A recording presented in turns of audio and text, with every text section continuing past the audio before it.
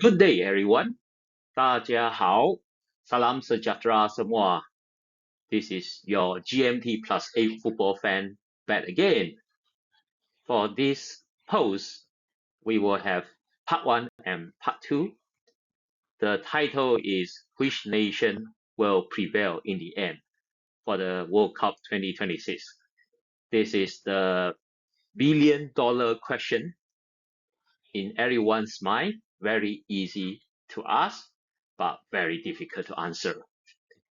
Even in East Asia, the favorite phrase is the ball is round, but this particular phrase in full is actually the ball is round and the game lasts for 90 minutes, credited to the German football player and manager Sepp Herberger.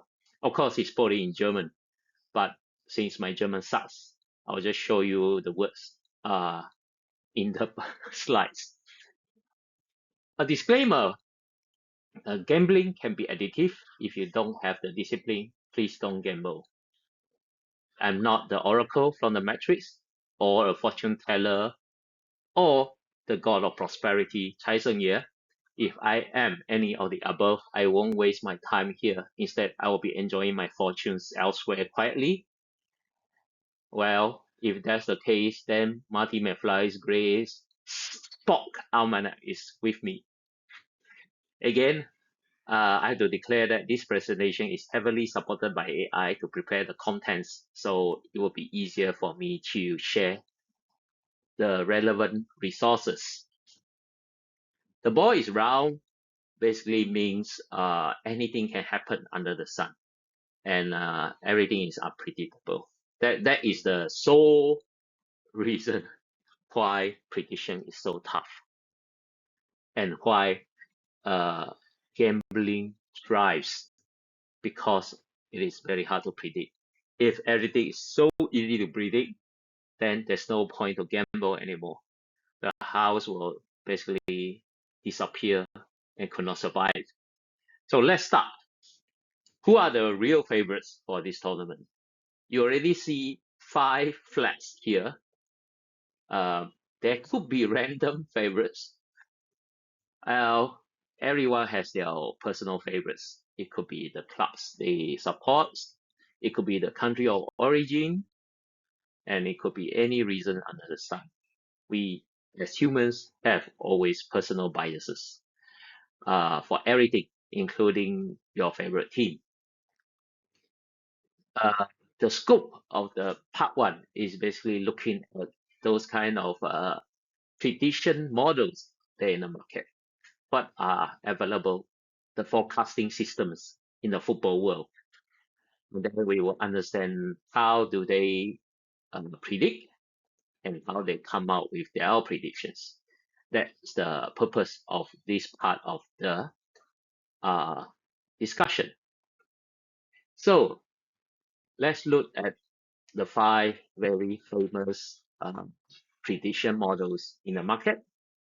You have the FIFA World Ranking, the Elo Ratings, the Opta Supercomputer, arguably the most famous one among the 5. Betting markets, yeah, if you do bet for football matches, you will see the odds, and they have their own tabulation of the possibilities of the odds. And then there's this Gracenote Model. Among the 5, of course, Opta is the most popular one, at least in the football world. And yeah, football as a sport is difficult to predict. There are so many details that could change the course of the match. A single penalty shootout, a handball, an offside, missed, injuries, red cards,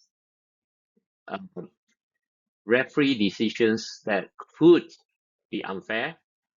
There's just countless possibilities that could change the course of the fate of the match. And all these will add up to affect the final results. So, but let's do it through. The FIFA World Ranking is arguably, you can call it the formal way of how FIFA rank all the men's nations by the point system. Its official ranking system. Uh, basically, you accumulate those points based on your past performances, and hence because of that, it has its delay. It's more like a overall performance through the period of time. So you expect that this ranking is not an immediate effect. It has some time before the points get enough before you ascend the ranks or you descend the ranks. So it's a delayed effect. It's not immediate. So this gives you the overall performance through the year. So if you use this to do exact things on match day, is a bit risky. Yeah, unless the gap between the nations competing are ranked so far apart that uh, it is negligible. Yeah. Next, we have the Elo Ratings. It originated from chess, adapted to football. Team gain or lose rating points depending on match results and opponent strength you come against. It focuses heavily on actual match outcomes rather than player level stats. So teams that consistently beat strong opponents will naturally rise in the rankings. Yeah, this is how they tabulate the ranking system. Opta Supercomputer is next and arguably the most sophisticated because they use supercomputers, of course. And the model combines many things: team ratings, player data, historical performances, thousands of tournament simulations. And after simulating many times, the percentage of simulations won by each team becomes their probability of lifting the trophy.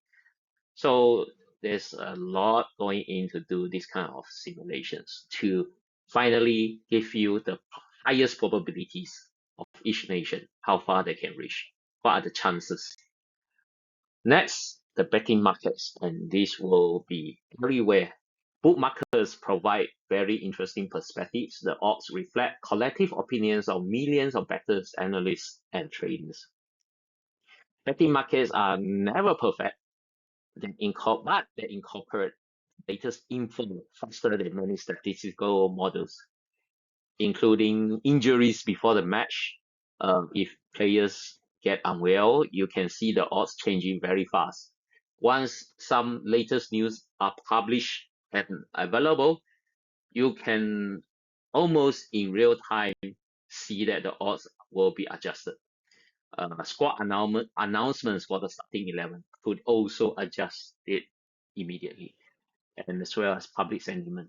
So I would say this is almost like real-time adjustments to the chances and odds. Next, we have the Gracenote Model by the Nielsen company. It uses large football databases and advanced machine learning techniques to estimate the probability of each team winning the World Cup.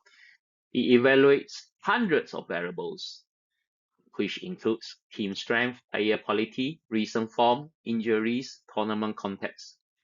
It also runs thousands of simulations to estimate how likely each nation progress through each round. So with all these probabilities tabulated, it can simply rank the teams likely to win the tournament given the available information. So it also even predicts the stages where the team will survive and to how far it will go. Yeah. So if you compare the models, you will see that they focus on different things, and they use different factors, different weightages. If Spain ranks higher than France in one model, it doesn't necessarily guarantee that Spain are stronger. It just means that that model values different factors that could advantage Spain over France. So you could really see here the various features of each model. Naturally, you will ask the next question. Which of them have better predicted in the past? I mean, if you want to put a bet, of course you want to have assurance that your bet is more secure by following the advice of a prediction model. Looking at previous World Cups, many successfully identified favorites, such as France in 2018 and Argentina in 2022. However, no model is perfect. They still struggle with upset surprises. And in football, in the World Cup histories, we always get such upsets. I have never witnessed a World Cup, at least when I started watching football from the 1990s, that is so predictable that there are no upsets. Because at knockout football stages, just small details can make a difference. And there is always a famous saying, the devil is in the details. Yeah, as I mentioned earlier, just small changes of fortunes in the match could chart a different path to the fate of the match. But they also have their consensus. Yeah. Team strength, recent form, player quality, squad depth, injuries, travel demands, historical performance all play a major role in their tabulation of factors. Yeah. The only difference is how they weight them. Every factor is given different weightage. And some models will like either importance to a certain factor than another. There is subtle differences between.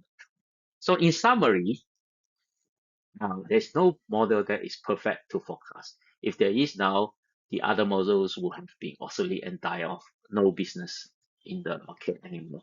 Everyone will just rely on one model and keep on winning. No bookmakers will survive in this world of bad things anymore. Unfortunately, the world of football is so unpredictable. If it's so predictable, then there's no point of doing this as a business at all. And there's no point to do prediction models anymore. But they help you to understand how a team has a higher chance to succeed despite all this unpredictability of football. That's why the World Cup remains one of the most exciting sporting events in the world. Apart from being global, it is still very unpredictable. Yeah. So this is basically the summary of part one. And for part two, we look at some of the favorites and the horses to see how they could go in the tournament. Yeah. Um, we have explored all the prediction models in the football world in the summary here. The FIFA World Rankings, the Elo Ratings, the Opta Supercomputer, the betting markets, the Gracenote Model. Still, mostly in the media, Opta is the most popular one. It doesn't guarantee that it's always true. Yeah. So let's go to part two next. Have fun and enjoy the World Cup now. Thank you very much.